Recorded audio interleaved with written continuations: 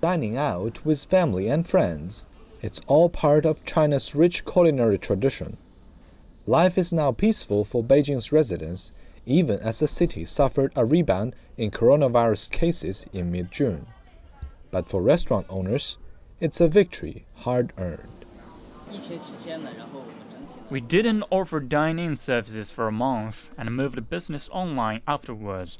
During the worst period, our revenue was less than 8% compared to last year. Just when we thought things were returning to normal, the second outbreak made all our preparations in vain. Now the business is finally back to normal. The manager says nearly 90% of the restaurant's revenue has been restored to pre-pandemic levels, but he says his business remains alert to the dangers of another outbreak.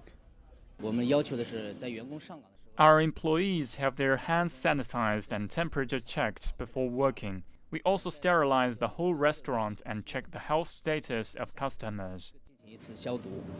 Besides major chains like Xibei, small restaurant owners have similar stories to tell. Miyashi Hajime comes from Japan and opened this Japanese restaurant 10 years ago.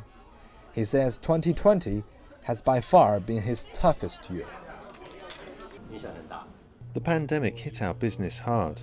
Our restaurant was closed for 2 months, and when we opened again, we were only allowed to operate at 50% capacity. Our revenue was hurt too.